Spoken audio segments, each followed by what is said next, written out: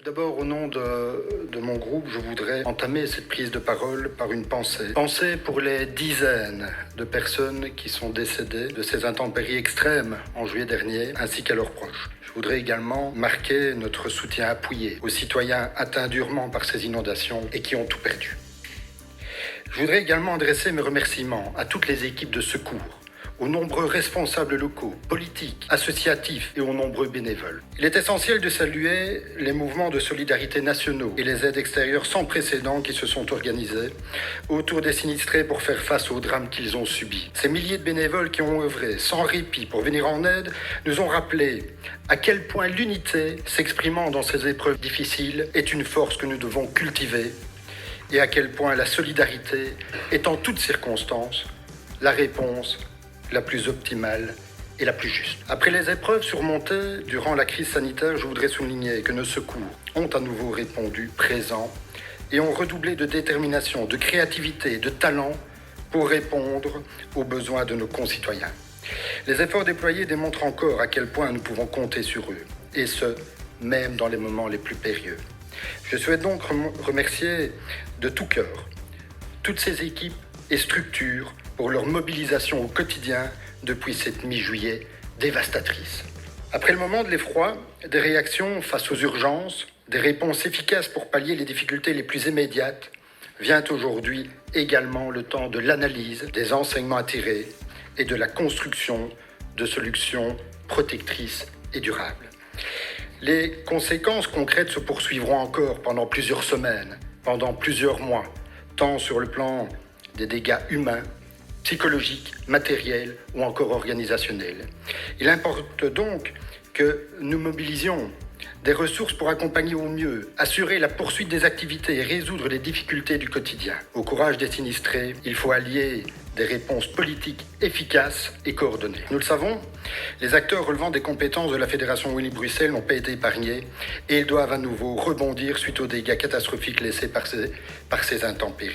Plus de 40 000 foyers ont été touchés, plus de 80 000 sinistrés, des centaines d'infrastructures scolaires, culturelles et sportives ont été impactées.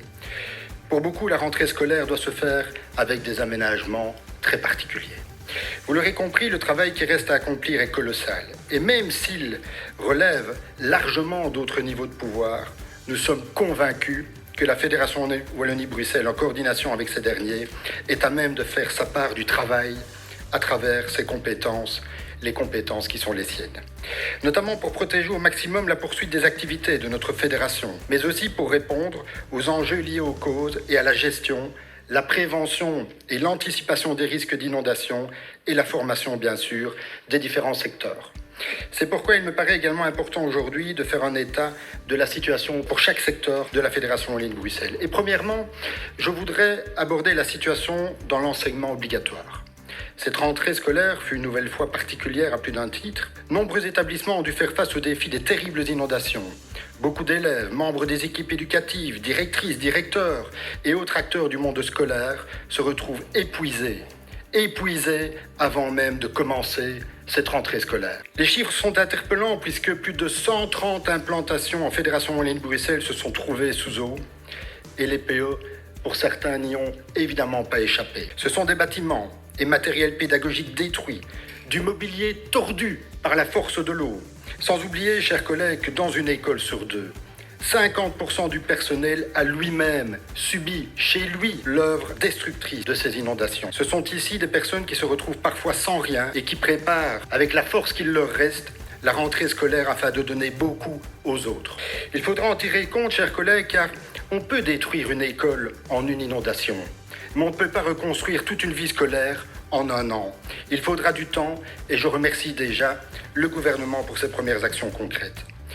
Mais malgré les circonstances qui en auraient découragé plus d'un, les victimes ont fait preuve d'un courage et d'une force de résilience exceptionnelle. Et sans la volonté et sans faille de ces équipes éducatives, beaucoup d'écoles sinistrées n'auraient pas pu imaginer être opérationnelles ici au 1er septembre.